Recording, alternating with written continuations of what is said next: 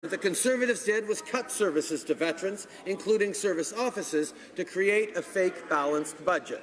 In 3 years, we increased financial supports by over $10 billion, putting more money in veterans' pockets, increasing mental health supports, and are delivering on the promises we made to veterans and to their families. The honourable member for Courtenay-Alberni. Passing this motion today is a victory for veterans, but ending lapse spending is only the tip of the iceberg. Mr. Speaker, the Liberals are now making veterans wait until 2020 to pay them back $165 million they're rightfully owed, and have introduced an unfair system for pensions that will actually reduce benefits for some veterans. This government has a sacred obligation to our veterans who have waited long enough. The Prime Minister voted in favour of this sacred obligation to our veterans. Why is his government not applying it? Hear, hear. The Honourable Prime Minister. Speaker, the well-being and financial security of Canada's veterans is our top priority. Our investment into veterans is $10 billion of new funding, including delivering on our promise for a pension for life option.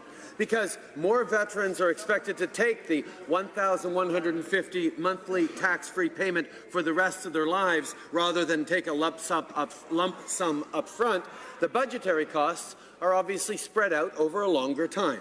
We immediately increased financial support for veterans, increased mental health support, and are delivering on our promise to veterans. Honorable député de Richmond-Arthabasca. Monsieur le Président, depuis 2 semaines, demandons au Premier ministre de mettre un terme à son intrusion dans la vie privée des Canadiens. Malgré ça, les libéraux s'entêtent et continuent de défendre l'indéfendable. Comment le Premier ministre peut-il cautionner une façon de faire qui permet au gouvernement d'aller chercher des informations personnelles et confidentielles comme les achats par carte de crédit ou les informations du compte bancaire des citoyens et citoyennes, et cela sans leur consentement? Honorable ministre de l'Innovation. Monsieur le Président, je voudrais remercier mon collègue pour sa question. Alors, parlons des faits réels. L'information personnelle sera retirée et les Canadiens peuvent être assurés que leur information bancaire reste protégée et privée.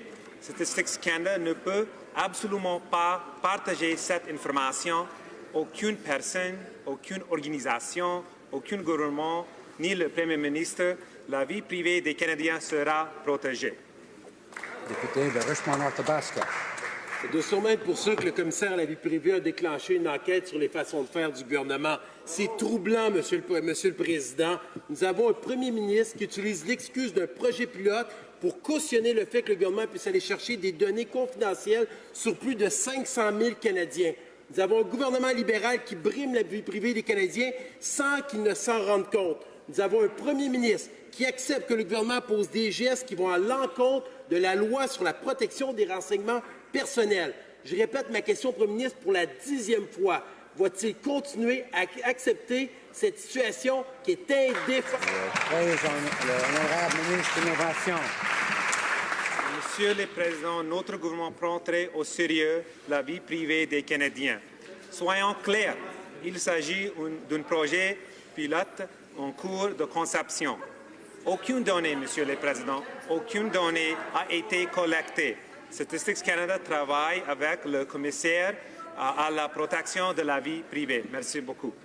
Honourable member for Thornhill. Mr. Speaker, every Canadian chartered bank promises personal financial information will only be shared with client consent.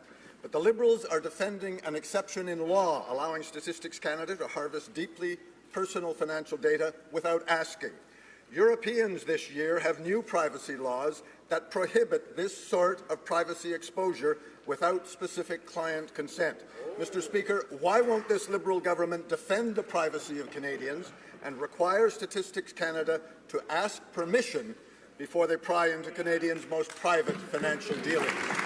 The Minister of Innovation.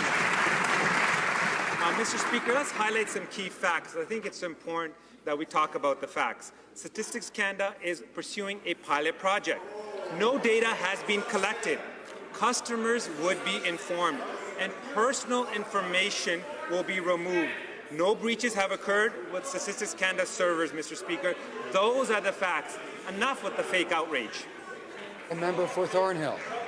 Well, Mr. Speaker, if this is only a pilot project, I can only imagine what the full Monty will look like. Mr. Speaker, the new European privacy law gives citizens full control of personal data held by banks and financial services, the right to say no to requests to share that data with third-party organizations.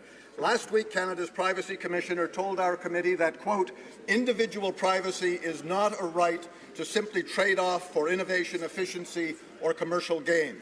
Mr. Speaker, why won't this Liberal government allow Canadians to say no to Statistiques Canada? Minister of Innovation. Again, Mr. Speaker, a lot of over-the-top rhetoric, a lot of fear-mongering. You know, what's really important to note that under this pilot project request, Statistiques Canada used Section 13.1. You know how often Section 13.1 was used under Stephen Harper? 84 times, Mr. Speaker. Again, enough with the fake outrage, enough with the hypocrisy. Let's be straight with Canadians. Honourable member for Milton. Mr. Speaker, yes, let's be straight with Canadians, and enough of the hypocrisy from the other side of the chamber. Mr. Speaker, let me put it this way. Canadians expect informed consent when people are taking their financial data. I'd like to know from the Minister of Innovation and Science, did he seek to consult with Canadians before he allowed Statistics Canada to send those letters to Canadian banks? Honourable Minister of Innovation. Mr. Speaker, we've had this debate in 2015 when it came to the long-form census. They wanted to make it voluntary. We wanted to make sure it was mandatory. You know why? Because we believe in good quality, reliable data. The members opposite have a fundamental problem with Statistics Canada because they don't like the facts. They don't like good quality data. They don't like science. They don't like evidence-based decision-making. They want to have this debate. Bring it on. Order.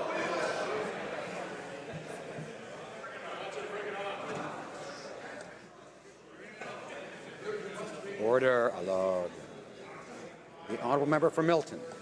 Thank you, Mr. Speaker. To the members' comment regarding Bring It On, consider it brought, and we look forward to fighting on this issue.